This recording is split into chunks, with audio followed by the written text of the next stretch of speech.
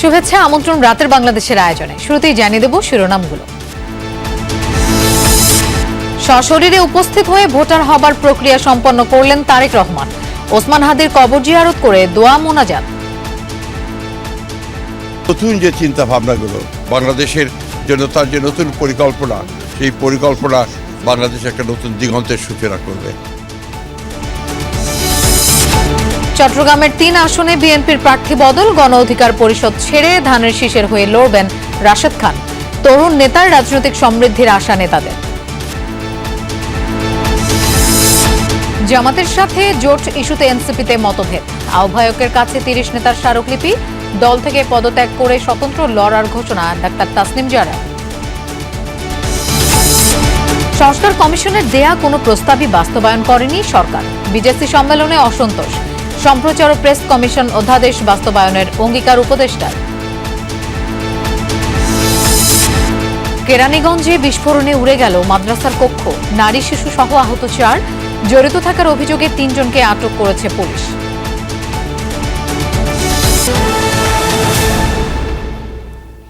এতক্ষণ শিরোনাম দেখছিলেন, আপনাদের সঙ্গে থাকছি আমি মৌসুমী আহমেদ লোপা। বিএনপির ভারপ্রাপ্ত চেয়ারম্যান তারেক রহমান ও তার কন্যা ব্যারিস্টার জায়মা রহমানের পরিচয়পত্র নিবন্ধনের কার্যক্রম সম্পন্ন হয়েছে।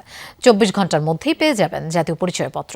তবে চূড়ান্ত ভোটার তালিকায় অন্তর্ভুক্ত হতে অপেক্ষা করতে হবে রোববার পর্যন্ত।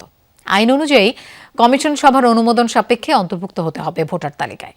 এরপর মনোনয়নপত্র তোলা এবং দাখিলের জন্য সময় পাবেন একদিন।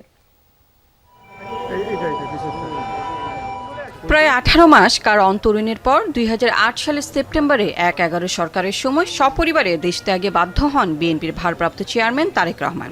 একই বছর ছবিসহ ভোটার তালিকা কার্যক্রম শুরু করে তৎকালীন শামসুল হুদা কমিশন। ফলে দীর্ঘ ১৭ বছর ভোটার তালিকায় নেই তার নাম। অবশেষে দেশের মাটিতে পা রাখার ৩ দিন পর সেই অপেক্ষার অবসান ঘটাতে নির্বাচন কমিশনে তারেক রহমান। শনিবার সরকারি ছুটির দিন হলেও সকাল থেকে সার্বিক প্রস্তুতি নেয় ইসির জাতীয় পরিচয় নিবন্ধন অনুবিভাগ। দুপুরে ১টার দিকে আগারগাঁও ইসি সচিবালয়ের পাশে ইটিআই ভবনে প্রবেশ করেন তারেক রহমান। সংরক্ষিত কক্ষে গিয়ে ভোটার ফর্মের তথ্য যাচাই করেন। এরপর ছবি তোলা, ১০ আঙ্গুলের ছাপ, চোখের আইরিশ, স্বাক্ষর প্রদানের মাধ্যমে নিবন্ধন সম্পন্ন করেন। এর প্রায় আধ ঘন্টা আগে মা ডাক্তার জুবাইদা রহমানকে সাথে নিয়ে তারেক রহমানের মেয়ে জাইমা রহমান একই কক্ষে প্রবেশ করেন। এ সময় ভোটার হওয়ার সকল প্রক্রিয়া সম্পন্ন করেন জাইমা রহমানও। নিবন্ধন কার্যক্রম শেষ করে সবাইকে শুভেচ্ছা জানিয়ে নির্বাচন কমিশনের এলাকা ত্যাগ করেন তারেক রহমান। ঢাকা ১৭ আসনের গুলশান এলাকার ১৯ নম্বর ওয়ার্ডে ভোটার হতে আবেদন করেছেন তারেক রহমান ও জাইমা রহমান। সর্বনিম্ন ৭ থেকে সর্বোচ্চ ২৪ ঘন্টার মধ্যে তারেক রহমানের জাতীয় পরিচয়পত্র প্রস্তুত হবে বলে জানিয়েছেন এনআইডির মহাপরিচালক। নিজের মতো করে কাজ করে সে। এই যে আমাদের যে ১২,৭৬,০০,০০০ লোকের আপনার তথ্য আছে আমাদের ওখানে, ও কিন্তু ১২,৭৬,০০,০০০ লোকের চেক করবে। চেক করে করে করে করে আমি মানে টেকনিক্যালি যতটুকু শিখেছি আর কি, চেক করে করে যখন দেখবে যে এটা ইউনিক, তখন সে একটা নাম্বার জেনারেট করে সফটওয়্যার। ওই নাম্বারটার উপর ভিত্তি করে আপনার এনআইডিটা জেনারেট হয়ে যায়। ২৪ ঘন্টার মধ্যে জাতীয় পরিচয়পত্র প্রস্তুত হলেও ভোটার তালিকায় তারেক রহমানের নাম উঠবে কিনা তা নির্ভর করছে কমিশনের সিদ্ধান্তের উপর। সচিব জানান, রবিবার কমিশনে উত্থাপন করা হবে তারেক রহমানের ভোটার আবেদন। নিবন্ধনটা চলমান প্রক্রিয়া। নিবন্ধন কমপ্লিট করেছেন, ভোটার তালিকায় অন্তর্ভুক্তি যেটাতে আগামী আপনার ১২ ফেব্রুয়ারিতে নির্বাচনের সাথে সম্পর্কিত। কমিশনের অনুমতি দুভাবে পাওয়া যায়, একটা হচ্ছে আনুষ্ঠানিক সভা করে, আর একটা হচ্ছে নথির মাধ্যমে। এখন কমিশন যে পদ্ধতিতে অনুমোদন করবেন সেটা আমরা নথি উপস্থাপন করব নিষ্পত্তির জন্য। যেহেতু হাতে সময় একদিন, তাই রবিবারের মধ্যে সম্পূরক ভোটার তালিকা প্রকাশ করতে হবে ইসিকে। যে আসনে নির্বাচন করবেন তারেক রহমান, ভোটার নম্বর দিয়ে সেখানকার রিটার্নিং অফিসার থেকে মনোনয়নপত্র তোলা ও দাখিলের সময় পাচ্ছেন একদিন। লাভলি বিথি, যমুনা নিউজ, ঢাকা। ইনকিলাব মঞ্চের মুখপাত্র শরীফ ওসমান হাদির কবর জিয়ারত করলেন বিএনপির ভারপ্রাপ্ত চেয়ারম্যান তারেক রহমান। এর আগে ফুল দিয়ে শ্রদ্ধা নিবেদন করেন তিনি। শ্রদ্ধা জানান জাতীয় কবি কাজী নজরুল ইসলামের সমাধিতেও। মহাসচিব মির্জা ফখরুল ইসলাম আলমগীর বলেন, ওসমান হাদির কবর জিয়ারতের মাধ্যমে রাজনৈতিক প্রজ্ঞার পরিচয় দিয়েছেন বিএনপির ভারপ্রাপ্ত চেয়ারম্যান। জানান, চক্রান্ত থাকলেও নির্বাচন ঘিরে জনগণের শঙ্কা দূর হয়েছে। বেলা 11:30 নাগাদ জাতীয় কবি কাজী নজরুল ইসলামের সমাধি কমপ্লেক্সে বিএনপির ভারপ্রাপ্ত চেয়ারম্যান তারেক রহমান, ইনকিলাব মঞ্চের মুখপাত্র ওসমান হাদির কবরে ফুল দিয়ে শ্রদ্ধা জানান তিনি। দোয়া ও মোনাজাতে স্মরণ করেন তেজোদ্দীপ্ত এক তরুণকে, গুলিবিদ্ধ হয়ে প্রাণ গেছে যার। এ সময় মোনাজাত পরিচালনা করেন শরীফ ওসমান হাদির বড় ভাই মুফতি আবু বক্কর সিদ্দিক। সঙ্গে ছিলেন ঢাকা বিশ্ববিদ্যালয়ের উপাচার্য, ডাকসু ভিপি ও ছাত্রদলের নেতৃবৃন্দ। পরে তারেক রহমান পুষ্পস্তবক অর্পণ করেন দ্রোহ বিদ্রোহের কবি জাতীয় কবি কাজী নজরুল ইসলামের সমাধিতে। নজরুলের চেতনা ধারণ করে কবির প্রতি গভীর শ্রদ্ধা জানান তিনি। সমাধি কমপ্লেক্সের সামনে গাড়িতে ওঠার আগে হাত নেড়ে শুভেচ্ছা জানান অপেক্ষমান নেতাকর্মীদের। দুই হাত তুলে দোয়া কামনা করেন উৎসুক সাধারণের। দলের মহাসচিব মির্জা ফখরুল ইসলাম আলমগীর বলেন, জটিল রাজনৈতিক পরিস্থিতির মধ্যে তার বাংলাদেশে আগমন অনেক সমীকরণকে সহজ করে দিয়েছে। ওসমান হাদির কবর জিয়ারত রাজনৈতিক প্রজ্ঞারই উদাহরণ। নতুন যে চিন্তা ভাবনাগুলো বাংলাদেশের জন্য, তার যে নতুন পরিকল্পনা, সেই পরিকল্পনা বাংলাদেশে একটা নতুন দিগন্তের সূচনা করবে। যখন নির্বাচন যখন অনুষ্ঠিত হবে, সেখানে নিঃসন্দেহে জনাব তারেক রহমান সাহেব সবচেয়ে বেশি সাফল্য লাভ করবেন। চক্রান্ত ষড়যন্ত্র সেটা আগে ভাগে কিছু বলা যায় না, তবে এখন মানুষের মধ্যে সেই সংখ্যাটা দূর হয়ে গেছে। এর আগে ঢাকা বিশ্ববিদ্যালয় এলাকায় বিএনপির ভারপ্রাপ্ত চেয়ারম্যানের গাড়িবহরকে স্বাগত জানায় ছাত্রদলের বিপুল সংখ্যক নেতাকর্মী। তার গাড়িতে ফুল ছিটিয়ে উচ্ছ্বাস প্রকাশ করে ছাত্রদল। সকল বর্ণ নির্বিশেষে পুরো বাংলাদেশ উজ্জীবিত তারেক রহমানের এই ঐতিহাসিক আগমন উপলক্ষে। হাদির কবর জিয়ারতে আমাদের ছাত্রদলের নেতাকর্মীরা, সকল ইউনিট নেতাকর্মীরা সর্বোচ্চ উপস্থিতি নিশ্চিত করছে। বাংলাদেশের হয়তো আর কোনো নিরাপত্তা নেই তাকে দেওয়ার মতো, কারণ সাধারণ জনগণের যে চাপ, সেই চাপ আইন শৃঙ্খলা রক্ষাকারী বাহিনী হিমশিম খাচ্ছে। দেখার জন্য আমরা আসছি আর কি, আমার নাতিরে নিয়ে আসছি। বর্তমানে দেশের যে পরিস্থিতি, এরকম একটা মানুষকে আমাদের দরকার। এর আগে গুলশানে বাসা থেকে বেরিয়ে মহাখালী ফ্লাইওভার হয়ে শাহবাগ ও ঢাকা বিশ্ববিদ্যালয় এলাকায় আসেন তারেক রহমান। স্বদেশ প্রত্যাবর্তনের পর তৃতীয় দিনের কর্মসূচিতে নেতাকর্মীদের ভিড় না করার নির্দেশনা ছিল মহানগর বিএনপির। তবুও পথে পথে উৎসুক নেতাকর্মী আর সাধারণ জনগণের উপস্থিতি ছিল দৃশ্যমান। বাংলাদেশ জাতীয়তাবাদী দল বিএনপি, যে দলের রাজনীতির মূলেই রয়েছে বাংলাদেশি জাতীয়তাবাদ, সেই দলের ভারপ্রাপ্ত চেয়ারম্যান তারেক রহমান এলেন জাতীয় কবি কাজী নজরুল ইসলামের সমাধিতে। শ্রদ্ধা জানালেন ওসমান হাদির কবরেও, যে দুজনই জাতীয়তাবাদের অনন্য প্রতীক। ওসমান হাদি কথা বলতেন আধিপত্যবাদ বিরোধী, আর 5 আগস্টের অভ্যুত্থান পরবর্তী প্রথম সমাবেশেই তারেক রহমান বললেন সবার আগে বাংলাদেশ। সেই বাংলাদেশের স্বার্থ রক্ষা করে সাধারণের জীবনমানের উন্নয়ন ঘটিয়ে বৈশ্বিক মঞ্চে বাংলাদেশকে এগিয়ে নিয়ে যাওয়ার জন্য তারেক রহমান নিজস্ব পরিকল্পনা নিয়ে এসেছেন। সেই পরিকল্পনা বাস্তবায়ন এবং তার আগে নির্বাচনী বৈতরণী পার হওয়াই এখন তারেক রহমানের সামনে বড় চ্যালেঞ্জ। সাইফুদ্দিন রবিন, যমুনা নিউজ, ঢাকা। গণ অধিকার পরিষদ ছেড়ে বিএনপিতে যোগ দিলেন দলটির সাধারণ সম্পাদক রাশেদ খান। ঝিনাইদহ 4 আসন থেকে ধানের শীষের হয়ে লড়বেন তিনি। তাকে জেতাতে নেতাকর্মীদের নির্দেশ দিয়েছেন বিএনপি মহাসচিব মির্জা ফখরুল ইসলাম আলমগীর। তিনি বলেছেন, এতে দীর্ঘদিন রাজপথে থাকা তরুণ এই নেতার রাজনৈতিক পথ আরও সমৃদ্ধ হবে। দলের কৌশল মেনে সবাইকে রাশেদ খানের পক্ষে কাজ করার আহ্বান জানিয়েছেন দলটির স্থায়ী কমিটির সদস্য সালাউদ্দিন আহমদও।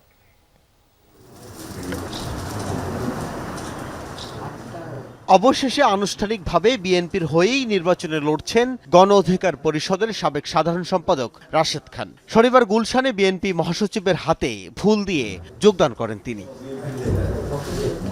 রাশেদ খানের এই আসনটি ঝিনাইদহ জেলার কালীগঞ্জ উপজেলা, ঝিনাইদহ সদর উপজেলার Naldangi union, Ghorashali union, Fursondi union, Maharajpur union নিয়ে গঠিত, যেটা ঝিনাইদহ সদর এবং কালীগঞ্জ থানা। যুগপৎ আন্দোলনে থাকা শরীরদের সঙ্গে আসন সমঝোতা করতে গিয়েই রাশেদ খানকে ঝিনাইদহ 4 আসন ছেড়ে দিয়েছে বিএনপি।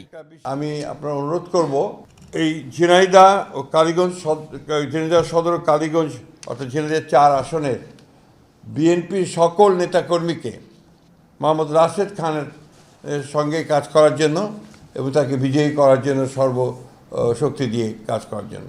এরকম আরও অনেক সাবেক ছাত্রনেতা যারা এখনো বয়সের তরুণ, তারা জাতি বিনির্মাণে সঠিকভাবে পদক্ষেপ নিতে পারুক এবং সেজন্য তাদেরকে জাতীয় সংসদ থেকে শুরু করে সমাজের, রাষ্ট্রের বিভিন্ন স্তরে তারা প্রতিষ্ঠিত হোক, সেটা আমাদের কামনা। নানা সূত্র বলছে বর্তমান রাজনৈতিক বাস্তবতায় গণ অধিকার পরিষদ থেকে ট্রাক প্রতীকে নির্বাচন করলে জয়লাভ করা অনেক চ্যালেঞ্জিং। সেই জন্যই গণ অধিকার ছেড়ে ঝিনাইদহ 4 আসনে জয় নিশ্চিত করতেই ধানের শীষ প্রতীক নিয়ে সেখান থেকে লড়বেন রাশেদ খান। যদিও দলীয় শৃঙ্খলা পরিপন্থী কর্মকাণ্ডে জড়িত থাকার সুস্পষ্ট প্রমাণ পাওয়ায় দল থেকে সাধারণ সম্পাদক রাশেদ খানকে বহিষ্কার করার কথা জানিয়েছে গণ অধিকার পরিষদ। শহীদ প্রেসিডেন্ট জিয়াউর রহমান, যাকে আমি নিজের আদর্শ হিসেবে মনে করি, বর্তমানে বিএনপির নেতৃত্ব দিচ্ছে জনাব তারেক রহমান। তিনি আমাকে অত্যন্ত স্নেহ করেন, ভালোবাসেন। ফ্যাসিবাদ বিরোধী আমল থেকে তার সাথে আমার সম্পর্ক। আমি মনে করি নতুন বাংলাদেশ গঠনে তার নেতৃত্ব দেশ এবং জনগণের জন্য অত্যন্ত প্রয়োজন। রাশেদ খানের বাড়ি ঝিনাইদহ সদর উপজেলার মুরারিদহ গ্রামে। তিনি গণ অধিকার পরিষদের কেন্দ্রীয় সাধারণ সম্পাদক হিসেবে দায়িত্ব পালন করছিলেন। এমন নেতার বিএনপিতে যোগদান নিয়ে দলের নেতাকর্মীদের মাঝে রয়েছে মিশ্র প্রতিক্রিয়া। আল আমিনা কহন, যমুনা নিউজ, ঢাকা। চট্টগ্রামের 3 সংসদীয় আসনে ঘোষিত প্রার্থী পরিবর্তন করে চূড়ান্ত মনোনয়ন দিয়েছে বিএনপি। এতে সীতাকুণ্ড ও চট্টগ্রাম নগরের আংশিক নিয়ে গঠিত চট্টগ্রাম 4 আসনে মনোনয়ন পেয়েছেন বিএনপি চেয়ারপারসনের উপদেষ্টা মণ্ডলীর সদস্য মোহাম্মদ আসলাম চৌধুরী। পাহাড়তলী, হালিশহর, চট্টগ্রাম 10 আসনে প্রয়াত নেতা আব্দুল্লাহ আল নোমানের ছেলে সাইদ আল নোমান চূড়ান্ত মনোনয়ন পেয়েছেন। অন্যদিকে চট্টগ্রাম বন্দর পতেঙ্গা, চট্টগ্রাম 11 আসনে নির্বাচন করবেন বিএনপির স্থায়ী কমিটির সদস্য আমির খসরু মাহমুদ চৌধুরী।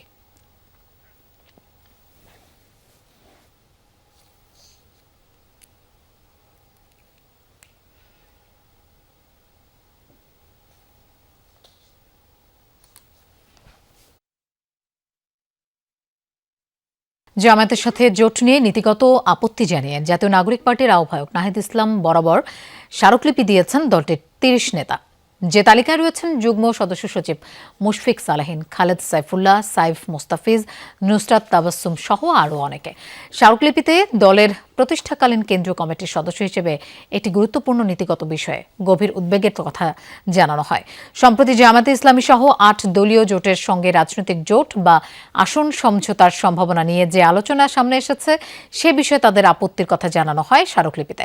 এতে বলা হয়, জুলাই গণ অভ্যুত্থানের পর বিগত 1 বছর ধরে জামায়াতে ইসলামী ছাত্র শিবিরের বিভাজনমূলক রাজনৈতিক কর্মকাণ্ড, অন্যান্য দলের ভেতরে গুপ্তচর বৃত্তি ও সাবোটাজ, এনসিপির উপর নানা উপকর্মের দায় চাপানোর অপচেষ্টা, ছাত্র সংসদ নির্বাচনগুলোতে বাংলাদেশ গণতান্ত্রিক ছাত্র সংসদ এবং পরবর্তীতে ছাত্র শক্তি বিষয়ে মিথ্যাচার ও অপপ্রচার, তাদের অনলাইন ফোর্সের মাধ্যমে এনসিপির নারী সদস্যদের চরিত্র হননের চেষ্টা এবং সর্বোপরি ধর্মকে কেন্দ্র করে সামাজিক ফ্যাসিবাদের উত্থানের আশঙ্কা দেশের ভবিষ্যতের জন্য অশনি সংকেত।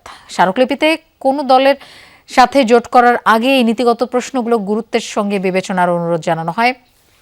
একই সাথে জামাতের সঙ্গে রাজনৈতিক জোটে না যাওয়ার বিষয়ে স্পষ্ট অবস্থানের কথা জানানো হয়। স্মারকলিপিতে আরও বলা হয়, 1971 সালে মুক্তিযুদ্ধের সময় জামায়াত ইসলামের স্বাধীনতা বিরোধী ভূমিকা, গণহত্যায় সহযোগিতা বাংলাদেশের গণতান্ত্রিক চেতনা ও এনসিপির মূল্যবোধের সাথে সাংঘর্ষিক।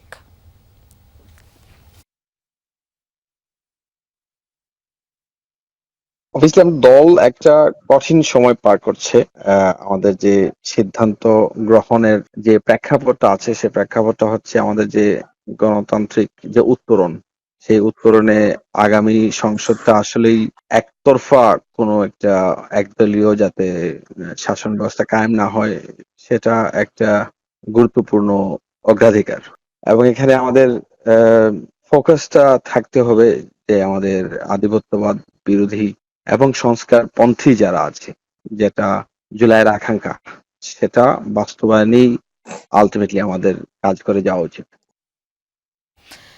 এদিকে এনসিপি থেকে পদত্যাগ করে ঢাকা 9 আসনে স্বতন্ত্র প্রার্থী হিসেবে নির্বাচন করার ঘোষণা দিলেন ডাক্তার তাসনিম জারা। শনিবার ভেরিফাইড ফেসবুক পেজ থেকে তাসনিম জারা জানান, তার স্বপ্ন ছিল একটি রাজনৈতিক দলের প্ল্যাটফর্ম থেকে সংসদে গিয়ে ঢাকা 9 আসনের মানুষের ও দেশের সেবা করার। তবে বাস্তবিক প্রেক্ষাপটে তিনি কোনো নির্দিষ্ট দল বা জোটের প্রার্থী হিসেবে নির্বাচনে অংশগ্রহণ না করার সিদ্ধান্ত নিয়েছেন। নতুন রাজনৈতিক সংস্কৃতি গড়ার প্রতিশ্রুতি রক্ষায় স্বতন্ত্র প্রার্থী হিসেবে নির্বাচন করার কথা জানান তিনি। আগামী নির্বাচনে সম্ভাব্য প্রার্থী তাসনিম জারা ফেসবুকে ঘোষণা দিয়ে গণচাঁদার মাধ্যমে 47 লাখ টাকা তুলেছিলেন। যারা তাকে নির্বাচনের জন্য চাঁদা দিয়েছিলেন স্বতন্ত্র প্রার্থী হওয়ায় টাকা ফেরত দেওয়ার প্রতিশ্রুতিও দিয়েছেন তিনি। মা খালেদা জিয়ার শারীরিক অবস্থার খোঁজ নিতে এভারকেয়ার হাসপাতালে গেছেন বিএনপির ভারপ্রাপ্ত চেয়ারম্যান তারেক রহমান। আমরা এই বিষয়ে জানবো, আমাদের সাথে যোগ দিচ্ছেন সহকর্মী তাজনুর ইসলাম। তাজনুর, এভারকেয়ার হাসপাতালে তারেক রহমান কখন এলেন, কোনো আপডেট আছে কিনা আপনার কাছে, আর তার সাথে আর কে কে আছেন? তার সঙ্গে আপাতত বলা যাচ্ছে এটি যে পরিবারের আর কেউ আজকে অন্তত নেই, কেননা তিনি ছিলেন ধানমন্ডিতে তার শ্বশুর বাড়িতে, অর্থাৎ জুবাইদা রহমানের বাবার বাড়িতে ধানমন্ডিতে ছিলেন, এবং আমরাও সেই গাড়ি বহরের সঙ্গেই ছিলাম। কিন্তু রাত 9:40 দিকে মূলত তারেক রহমান এভারকেয়ার হাসপাতালে পৌঁছেছেন। ধানমন্ডি থেকে যখন জুবাইদা রহমান এবং তার মেয়ে তারেক রহমানের মেয়ে জায়মা রহমান সহ পুরো গাড়ি বহর যখন রওনা করেছিল, আমরা সেই বহরের পেছনেই ছিলাম। কিন্তু জায়মা রহমান এবং জুবাইদা রহমান মূলত গুলশানের বাসভবনে প্রবেশ করেন, কিন্তু কোনো এক ফাঁকে হয়তো তারেক রহমান সিদ্ধান্ত নিয়ে এভারকেয়ার হাসপাতাল, যদিও আগে থেকে এই আলোচনাটি ছিল যে এভারকেয়ার হাসপাতালে যাবেন তিনি, তবে শেষ মুহূর্তে সিদ্ধান্তের পরিবর্তন হবে কি হবে না সেই নিয়ে এক ধরনের দোদুল্যমানতা ছিল, এবং সিএসএফ তার সঙ্গে সব সার্বক্ষণিক যেই নিরাপত্তার যেই নিশ্চিত করে যে বাহিনীটি, তারাও খুব নিশ্চিত করে বলতে পারছিলেন না যে তারেক রহমান শেষ মুহূর্তে এভারকেয়ারে যাবেন কি যাবেন না। তবে তিনি এসেছেন তার অসুস্থ মাকে দেখতে, যেটি তিনি একেবারে শুরুর দিনে অর্থাৎ 25 তারিখ বাংলাদেশে পৌঁছানোর পর তিনি এসেছিলেন, এবং চিকিৎসকদের সঙ্গে তিনি কথা বলেছিলেন তার মায়ের সার্বিক যে চিকিৎসা পরিস্থিতি সেই বিষয়গুলো নিয়ে তিনি খোঁজ খবর নিয়েছিলেন। সব মিলিয়ে বেগম খালেদা জিয়ার ব্যাপারে সেই অর্থে আসলে খুব ইতিবাচক কোনো সংবাদ এখন অবধি আমরা আসলে চিকিৎসকদের কাছ থেকে পাইনি। তারেক রহমান গিয়েছেন ভেতরে, হয়তো পরবর্তী সময়ে তিনি তার যেই মায়ের সঙ্গে কি কথাবার্তা কিংবা সেই মায়ের ব্যাপারে যে আপডেটগুলো তিনি নেবেন, সেই আপডেটগুলো আমরা হয়তো চিকিৎসকদের মাধ্যমে পরবর্তী সময়ে জানতে পারবো। লোপা, নিশ্চয়ই। তাজনুর, আপনাকে ধন্যবাদ আমাদের সাথে যোগ দেওয়ার জন্য। সময় ফুরিয়ে আসছে, কিন্তু এখনো চূড়ান্ত হয়নি কোনো দলেরই 300 আসনে প্রার্থিতা। মনোনয়নপত্র দাখিলের আগে শতভাগ চূড়ান্ত হবে কিনা নিশ্চিত নয়। নির্বাচনী আসন সমঝোতা নিয়ে অসন্তোষ আছে বিএনপির শরিক দলগুলোর মধ্যে। এদিকে জামাতে ইসলামী ও সমমনা দলগুলোর মধ্যে আসন ভাগাভাগি নিয়ে আছে মতভেদ। সমমনা 7টি দলের বাইরে দলটির সাথে আলোচনায় আছে এনসিপি সহ একাধিক দল। সময় যত গড়াচ্ছে নির্বাচনে রাজনৈতিক দলগুলোর আসন সমঝোতা তত কঠিন হচ্ছে। বিএনপি, জামায়াতে ইসলামী, এনসিপি সহ দলগুলো এখনও শতভাগ আসনে প্রার্থী চূড়ান্ত করতে পারেনি। জোটবদ্ধ হলেও নির্বাচন করতে হবে নিজ প্রতীকে। আরপিওর এমন সংশোধনের পর জোট ও শরিকরা নানা হিসেব কষছে। কে কত আসন পাবে, কয়টায় দেয়া হবে ছাড়, এ নিয়ে এখনও দর কষাকষিতে দলগুলো। মুফতি রশিদ বিন ওয়াক্কাস, ইসলামী ঐক্য জোট। যুগপৎ আন্দোলনের শরিক ও সমমনা দলগুলোর সঙ্গে আসন সমঝোতা প্রায় চূড়ান্ত করেছে বিএনপি। 272টি আসনে দলীয় সম্ভাব্য প্রার্থীর নাম ঘোষণা করা হয়েছে। বাকি 28টি থেকে সমঝোতার মাধ্যমে শরিকদের দেয়া হবে। যুগপৎ আন্দোলনের শরিক ও সমমনা দলগুলোর সঙ্গে আসন সমঝোতা প্রায় চূড়ান্ত করেছে বিএনপি। 272টি আসনে দলীয় সম্ভাব্য প্রার্থীর নাম ঘোষণা হয়েছে। বাকি 28টি সমঝোতার মাধ্যমে শরিকদের দেয়া হবে। এখন পর্যন্ত প্রায় 14টি আসনে শরিক দলের প্রার্থীদের নামও ঘোষণা করেছে দলটি। যেসব আসনে সমঝোতা হবে সেখানে প্রার্থী দেবে না বিএনপি। যদি বোঝাপড়া থাকে অনেক কিছুই করা সম্ভব। এই তো এটা নিয়ে কিছু টানাপোড়েন আছে, সব নির্বাচনের সময় এরকম কিছু টানাপোড়েন থাকে, আপনি জানেন এটা। এবারও তার ব্যতিক্রম না, কিন্তু এবার আমরা একটু গুরুত্বপূর্ণ, বিএনপি যেহেতু বড় দল, তাদের আমরা বড় ঔদার্য আমরা আশা করেছিলাম। সরকার গঠন করলে সরকার কিভাবে বাকিরা অংশ হতে পারে তারা, এটা বিবেচনার মধ্যে আছে। এরপরে সংরক্ষিত নারী আসন আছে, আপার চেম্বার গঠিত হলে উচ্চতর কক্ষ, সেখানেও এটা অ্যাকোমোডেট করবার সুযোগ আছে। কিন্তু ব্রডলি ন্যাশনাল পলিটিক্সে এখনো পর্যন্ত এক ধরনের বোঝাপড়ার জায়গাটা আমরা বাড়িয়ে তুলবার, অব্যাহত রাখার একটা সচেতন চেষ্টা বিএনপির দিক থেকেও আছে, আমাদের দিক থেকেও আছে। সংস্কার, জুলাই হত্যাকাণ্ডের বিচার, গণভোট সহ 5 দফা দাবিতে মাঠে আন্দোলন করছে জামায়াত সহ 8টি সমমনা দল। রাজপথের এই ঐক্যকে নির্বাচনের মাঠে কাজে লাগাতে চায় দলগুলো। আসন সমঝোতাও প্রায় চূড়ান্ত। তবে এনসিপির সাথে আলোচনার কারণে খেলাফতে মজলিসের নাখোশ নিয়ে কানাঘোষা আছে। যদিও একে গুজব বলছেন জামায়াতে ইসলামের সহকারী সেক্রেটারি জেনারেল। জানান, এনসিপি সহ একাধিক দলের সাথে আলোচনা চলছে। শনিবার সন্ধ্যায় সমমনা দলগুলোর শীর্ষ নেতৃত্বের সাথে বসবে তার দল। 2-3টা দলের সাথে আমাদের বসাবসি হয়েছে, আসনও তারা তালিকা দিয়েছে, আমরাও কাজ করছি। আরও প্রায় ডজনখানিক দল আছে যারা যোগাযোগের মধ্যে আছে, যে আসতে চাই। তা আমরা কতটুকু আসলে স্পেস দিতে পারবো, যেহেতু আমরা 8 দল একসাথে দীর্ঘদিন কাজ করে এই জায়গায় আসছি। সংখ্যার নীতি তৈরি করে নিয়ে গেলে আমরা ওই যে নীতি যেটা হচ্ছে বিজয়, যদি কিছু টুকটাক থাকে এটা পরেও করা যাবে। এদিকে বিএনপির সাথে এনসিপির আসন সমঝোতার বিষয়টি আলোচনায় থাকলেও দুই পক্ষের শেষ পর্যন্ত বোঝাপড়া হয়নি। জামায়াতের সাথে এনসিপির আলোচনা চললেও একটি অংশের এতে সমর্থন নেই। নতুন গঠিত জোটের মধ্যেও আছে আপত্তি। কতটা আসন বা কিভাবে কোন ফরম্যাটে এই নেগোসিয়েশনটা হবে এ ব্যাপারে চূড়ান্ত কিছু বলা যাচ্ছে না। সেটা হয়তো আরও কিছুদিন পরে আলোচনাটা চলছে দুই তরফেই, এবং অন্যান্য দলের সাথেও আমাদের আলোচনা হচ্ছে। আমরা আমাদের দলের স্বাতন্ত্র্য এবং আমাদের দলের যে ইশতেহার ইত্যাদিকে মাথায় রেখে এই আসন সমঝোতা কিংবা কোনো ধরনের আন্ডারস্ট্যান্ডিং সেটাতে আমরা যাব। মনোনয়নপত্র জমা দেওয়ার আগে কোনো সমঝোতায় আসতে না পারলে প্রার্থিতা প্রত্যাহারের আগেই সমাধানে আসতে হবে দলগুলোকে। লাভলি বিথি, যমুনা নিউজ, ঢাকা। গণমাধ্যম সংস্কার কমিশনের দেয়া একটি প্রস্তাবও বাস্তবায়ন করেনি অন্তর্বর্তী সরকার। সাংবাদিকরা স্বাধীন মত প্রকাশ করতে গিয়েও এখনও আক্রান্ত হচ্ছে। ডেইলি স্টার ও প্রথম আলোতে হামলার পর স্বাধীন সাংবাদিকতার বিষয়টি আবারও সামনে এসেছে। সম্প্রচার সাংবাদিকদের সংগঠন ব্রডকাস্ট জার্নালিস্ট সেন্টার বিজেসির 6ষ্ঠ সম্মেলনে এমন মন্তব্য সিনিয়র সাংবাদিকদের। এ সময় তথ্য ও সম্প্রচার উপদেষ্টা সৈয়দা রিজওয়ানা হাসান সম্প্রচার কমিশন ও প্রেস কমিশন অধ্যাদেশ বাস্তবায়নের অঙ্গীকার করেন। সম্প্রচার সাংবাদিকদের সংগঠন ব্রডকাস্ট জার্নালিস্ট সেন্টার বিজেসির 6ষ্ঠ সম্মেলন রাজধানীর সেগুনবাগিচার আন্তর্জাতিক মাতৃভাষা ইনস্টিটিউটের এবারের সম্মেলনের প্রতিপাদ্য ভয়হীন, স্বাধীন, নীতি নির্ভর। সাংবাদিকতার নীতি উন্নয়ন, সাংবাদিকদের কল্যাণ, গণমাধ্যমের স্বাধীনতার প্রশ্নে নিরন্তর লড়াইয়ের আহ্বান সিনিয়র সাংবাদিকদের। ডেইলি স্টার ও প্রথম আলোতে হামলায় ক্ষোভ প্রকাশ করেন তারা। একই সাথে বিগত সরকারের সুবিধাভোগী সাংবাদিকদের হত্যার অভিযোগে জেলে আটকে রাখার সমালোচনাও করা হয়। আপনি জানেন, আমি জানি, সরকার জানে, সারা দুনিয়া জানে যে তাদের কিছু নৈতিক রাজনৈতিক অপরাধ তারা করেছেন। আমিও মনে করি মোশাহেদি করা, সুযোগ সুবিধা নেওয়া অবশ্যই অপরাধ, কিন্তু সেটা খুনের অপরাধ নয়। আর যদি সেটা খুনের সমান অপরাধ হয় তার জন্য আপনি আইন বানান। যতক্ষণ পর্যন্ত আপনার সেটা নাই, তাদেরকে খুনের মামলায় আটকে রাখার রাষ্ট্রের কোনো অধিকার নাই। 24-এর ভোট ছাড়ের পর যে আশা সবাই ছিলেন, আমিও এক ধরনের পরিবর্তন আশা করেছিলাম, এখন আর সেই পরিবর্তন আশা করি না। সন্ত্রাস দমন আইন সহ বেশ কিছু কালাকানুন নিয়ে সাংবাদিকদের প্রশ্ন তোলার আহ্বান জানান ব্যারিস্টার সারা হোসেন। কিসের জন্য সন্ত্রাস বিরোধী আইন ব্যবহার করা হয়, কিসের জন্য সেই প্রথম আওয়ামী লীগের আমলের বিশেষ ক্ষমতা আইন কিসের জন্য ব্যবহার করা হয়, কোন ক্ষেত্রে এটা যৌক্তিক, কোন ক্ষেত্রে অযৌক্তিক। সম্মেলনে বিজেসি ট্রাস্টি এবং যমুনা টিভির সিইও ফাহিম আহমেদ বলেন, কোনো আমলেই গণমাধ্যমের ত্রুটি চেপে ধরা বা ভয় ভীতি দেখানো আশা করে না সংবাদ মাধ্যম। এতদিন কথা বলতে পারেনি বলেই সেটার প্রতিবাদে আমরা বিক্ষোভ করেছি, রাস্তায় নেমেছি, সাধারণ মানুষ রাস্তায় নেমেছে এবং সেই ফেসিবাদী সরকারকে বিদায় নিতে হয়েছে।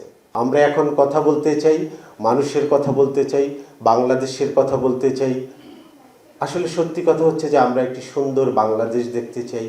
গণমাধ্যম সংস্কার কমিশনের সাবেক প্রধান কামাল আহমেদ অভিযোগ করেন, তার কমিশনের দেয়া একটি প্রস্তাবও বাস্তবায়ন করেনি অন্তর্বর্তী সরকার।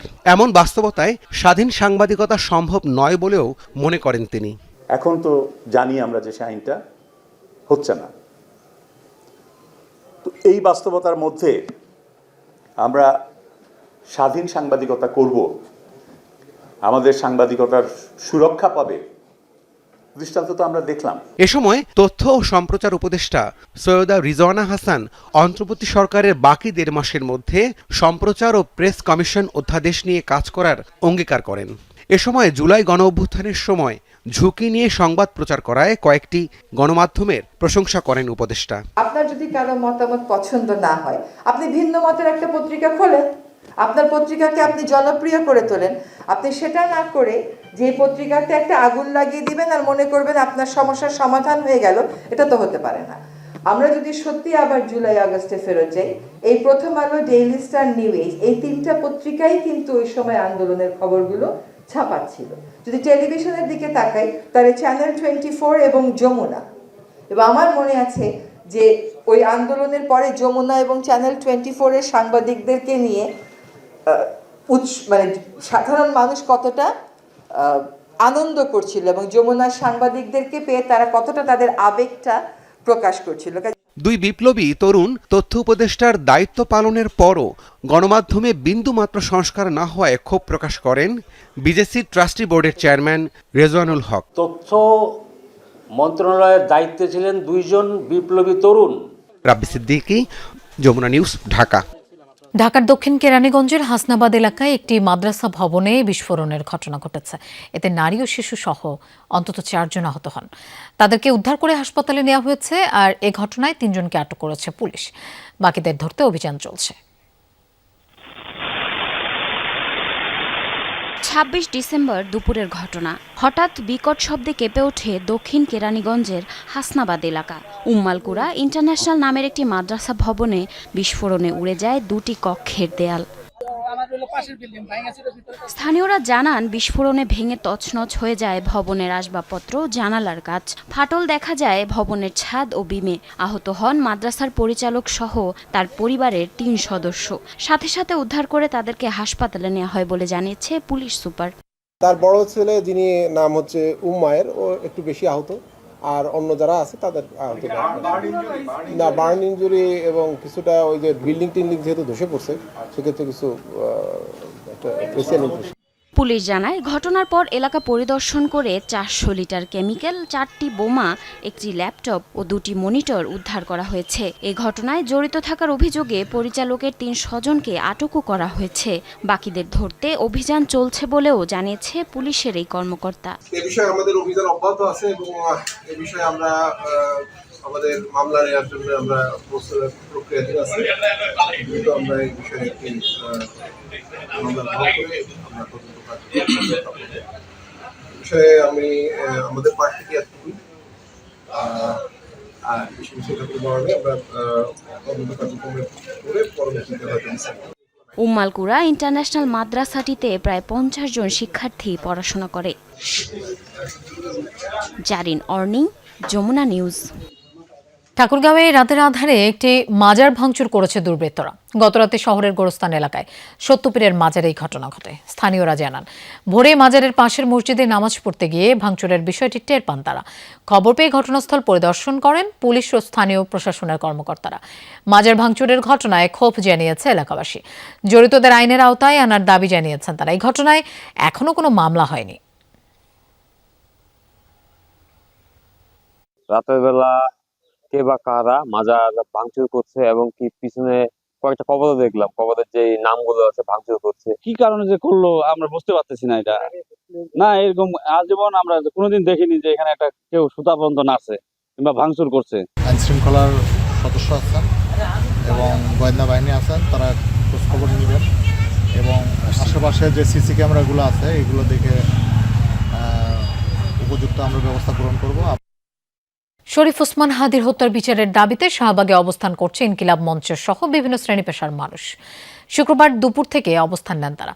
রাতে ঘোষণা হয়, যতক্ষণ পর্যন্ত খুনিদের দেশে ফিরিয়ে বিচারের আওতায় আনা না হবে ততক্ষণ পর্যন্ত শাহবাগ ছাড়বেন না আন্দোলনকারীরা। সকালে তারেক রহমানের ওসমান হাদির কবর জিয়ারতের উদ্যোগকে স্বাগত জানিয়ে 2 ঘন্টার জন্য রাস্তা ছেড়ে দেন আন্দোলনকারীরা। পরে আবারও শাহবাগ মোড় আংশিক অবরোধ করে বিচারের দাবিতে স্লোগান দিতে থাকেন তারা। ওসমান হাদির হত্যাকারীদের যত দ্রুত সম্ভব গ্রেফতারের পর বিচারের আওতায় আনার দাবি জানানো হয়।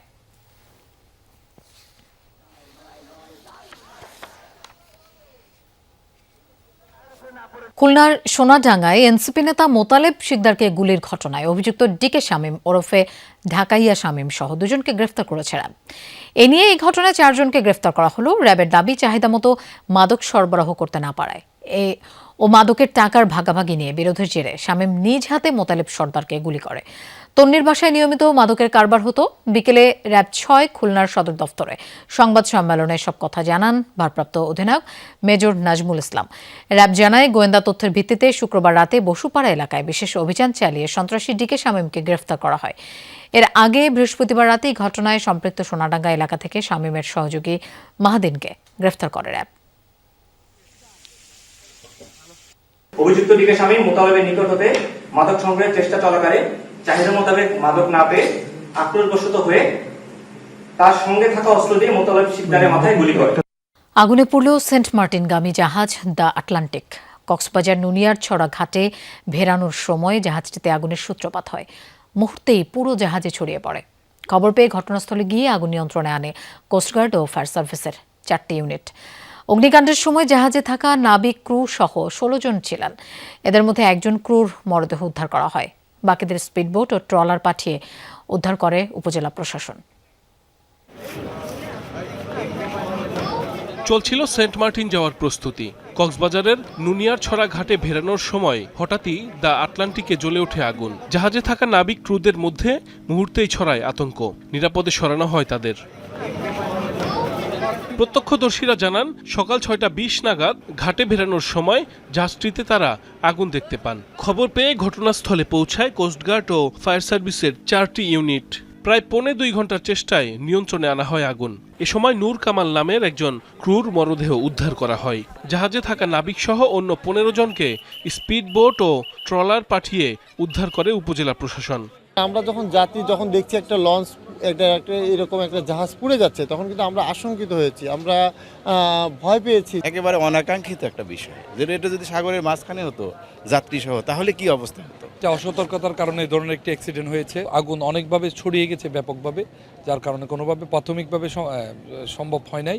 ক্রুদেরকে নিয়ে আসছি। পরবর্তীতে কোস্টগার্ডের একটা টিম এবং ফায়ার সার্ভিসের আরেকটা টিম যৌথভাবে ওদের মোটর দিয়ে জেনারেটর মোটর দিয়ে আগুনটা নিয়ন্ত্রণ। বৈদ্যুতিক শর্ট সার্কিট থেকে আগুনের সূত্রপাত বলে প্রাথমিক ধারণা ফায়ার সার্ভিসের। হঠাৎ দেখে তো ধোঁয়া হয়ে গেছে, তখন ওনার ভিতর যাওয়ার চেষ্টা করছে, প্রচুর ধোঁয়া হয়ে যাওয়া, ওনারা যেতে পারে নাই, যার কারণে ওখানে লোকটা মারা গেছে। আর আগুন পরবর্তীতে বেড়ে যায়। আমরা এসে আগুন নিয়ন্ত্রণে নিয়ে একটা তদন্ত কমিটি করতেছি অতিরিক্ত জেলা ম্যাজিস্ট্রেটের নেতৃত্বে। সেখানে ফায়ার সার্ভিস, নৌ পরিবহন অধিদপ্তরের প্রতিনিধি, বিআইডব্লিউটিএফ ওনারা থাকবেন, তাকে এটা পর্যালোচনা করবে। জাহাজটিতে যেসব যাত্রীদের সেন্ট মার্টিনে যাওয়ার কথা ছিল, তাদের বেশিরভাগকে অন্যান্য জাহাজের মাধ্যমে গন্তব্যে পাঠিয়েছে উপজেলা প্রশাসন। সাইফ আহমেদ, যমুনা নিউজ। ঢাকা বিশ্ববিদ্যালয়ের 2025-26 শিক্ষাবর্ষে স্নাতক প্রথম বর্ষের বিজ্ঞান ইউনিটের ভর্তি পরীক্ষা অনুষ্ঠিত হয়েছে। বিকেল 3:30 থেকে 5টা পর্যন্ত ভর্তি পরীক্ষা অনুষ্ঠিত হয়। 1,14,103 জন আবেদন করেছিলেন এই পরীক্ষায় অংশগ্রহণ করতে। গত 20 ডিসেম্বর এই পরীক্ষাটি অনুষ্ঠিত হওয়ার কথা থাকলেও শরীফ ওসমান হাদির মৃত্যুতে রাষ্ট্রীয় শোক পালনের কারণে স্থগিত হয়। এর মধ্যে ব্যবসায় শিক্ষা ইউনিট, কলা, আইন ও সামাজিক বিজ্ঞান ইউনিটের ভর্তি পরীক্ষা শেষ হয়েছে। পরীক্ষা শেষে ক্যাম্পাস ছাড়তে ভোগান্তিতে পড়তে হয়েছে ভর্তিচ্ছুদের। ক্যাম্পাসের চারপাশেই তৈরি হয় প্রচণ্ড যানজট। সড়কে যানবাহন স্বল্পতা এবং যানজটের কারণে হেঁটেই রওনা দেন অনেকে।